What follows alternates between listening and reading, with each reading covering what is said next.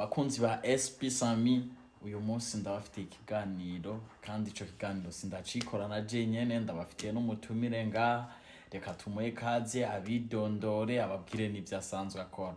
Karibu muri studio za SP Sami. Ugambe manje kwaramutsa. Turakwishuye. Nizere ko mumeze neza. Tumeze neza namwe. Ndashimye umutumire Sami amaye. Mwakoze kutwitaba akazina kanyu. Akazina kanje ni LEILA Bukeneta. LEILA usanzwe ukora uduki. Ku bantu batakuzi usanzwe ukora uduki kugira ngo bakumenye ama tutangura ikiganiro cyawe. Ndatandaza. Yego. Ibintu bito bito. Afite tubona buri cyo cyamumva bijya bintu bisane bya boutique n'ibyo gufungura umuceri biharage. Ukorera umuntu canke urikorera? Ya, ndikorera. LEILA niya impanuro woha abakobwa birwa kuri TikTok canke birwa ku mapere ya WhatsApp basaba abahungu bari hanze y'igihugu canke bari mu kibano babasaba amahera y'amavuta babasaba amahera y'amamega babasaba amahera y'amayinite babasaba amahera y'impuzu nkawe nk'umuntu amaze gutangura business niya impanuro woha abo bakobwa? Afete muri make nta mpanuro noba kenshi nitwikwije rero mutagiye murabidufashamwo tusaga bitugoye gusa nohanura mfete naho ba wikwiye hariyo bike nyene ugenda urasaba. Nkawe w'ikintu usaba umuhungu ni gike? Ikintu nze gusa umuhungu ni shopping. Uko turiko turaraba ino minsi impuzu zirazimvye cyane, ibintu vyo kwambara birazimvye. Uratahura ko bizimvye mu gukabisaba umuhungu? Eske abahungu burya turarima amafaranga canke twe nitwe byorohera kuyaronka gusumba mwebwe? Sami uzorabe sinzi yuko ari impano Imana yabahaye. Iyo uri umukobwa ukorera 100 n'umuhungu akorera 100 inyuma y'ukwezi canke amezi 2 usanga umuhungu ari bafise amahera menshi. Sinzi ko ari impano. Tufate ko abakobwa ku bintu vyo kujera bibagora. Muri make biratugora plan. Usanga dukenera ibintu byinshi tugenda tuguma tugura uko tubibonye ariko mwe murazi gusaving. None nkawe nk'umukobwa ko vuze ko ukunda gusaba abahungu shopping kubera isanzwe izimvye, nk'umukobwa nta mukobwa yokora kishikana ku ntambwe yo kuzarigirira shopping atamunayisavye? Ariko mwanza kwidufasha. Uvuze ukucumengo abahungu bareza imfuvyi canke bareza abakobwa uvuze ushatse kuvuga iki? Muri make uwo muhungu bisaba mu bamupfaniki kwanza mu bamupfaniki biravana igihe usanga ari sugar daddy ari daddy ari uncle ari sheri gusa kenshi urumva usaba umusheri. Okay, kenshi ikintu nawe umusheri wawe akunda kugusaba ni giki?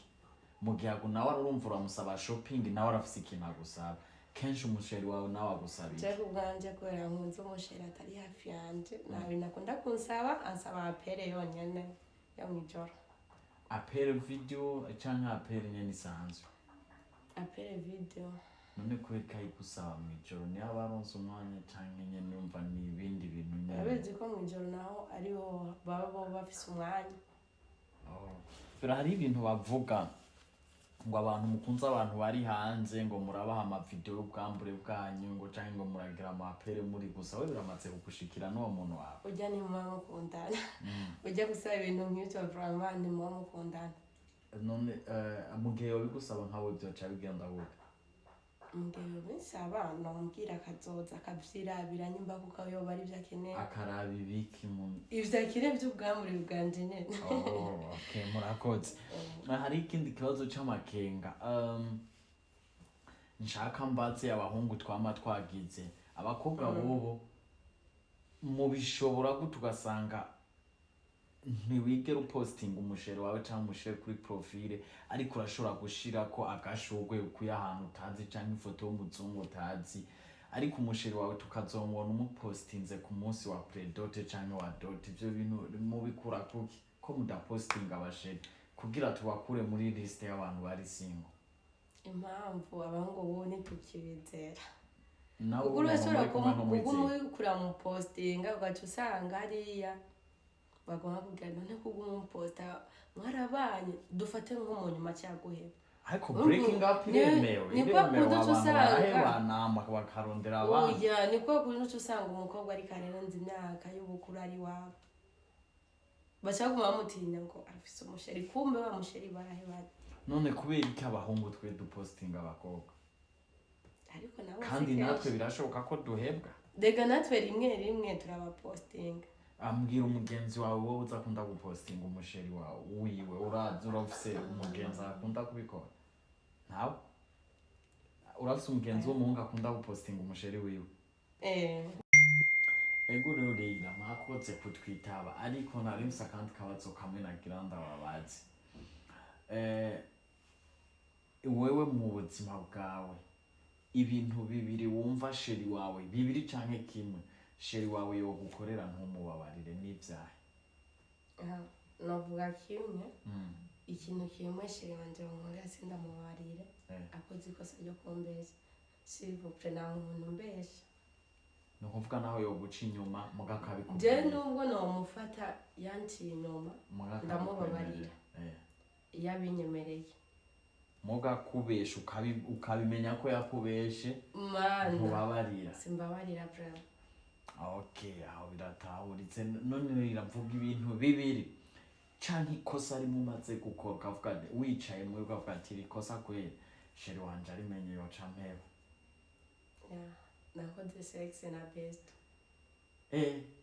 byagenze gute ducishitsemo gato dutera inkuru nyene byagenze ivyo bijamwe nyene uyakata nyene yagufashe ku nguvu canke warawugiye nyene uramuha nyene navyemeye yaragusaba gusa muco gihe navuga ko urukundo rutari bwakore neza kuko ubu sinibaza ko nobibasha bishobora mu kirundi bavuga ngo aho kaciye ntacugwa none urumva gute nta na rimwe ugereranije best na boyfriend nta kantu wari ubona ati best arashoboye canke boyfriend nawe arasinziriye uhora wumva gute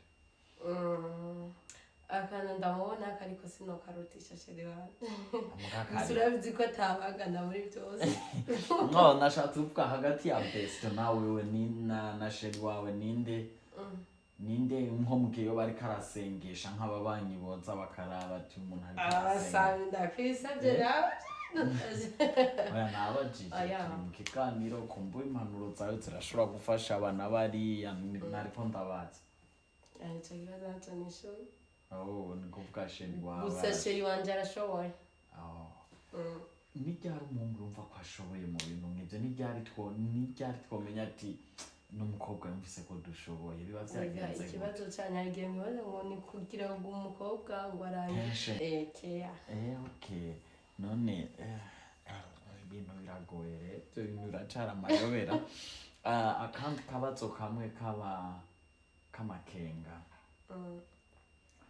Leila aba yifuza ko mu rukundo rwe vyogenda gute Jamba nifuza ko mu rukundo rwanje wonze nk'umwanya akongera akambiza ukuri kuko nakubwiye ko ari cyo kintu nawe ntavyo kuvuga amafaranga ntazo kuvuga rega byose biva mu mwanya we ni kuvuga duhuye uramprofita uco nsaba ubu ndagufise nka bitanu iyo umuntu yagwaye umwanya akumva ibibazo byawe byose bera yoho umuhungu amahera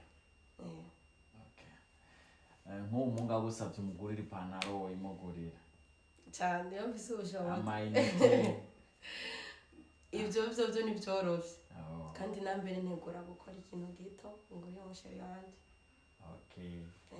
mwakoze rero mwakoze kuduha umwanya wanyu Imana ibahezagire nawe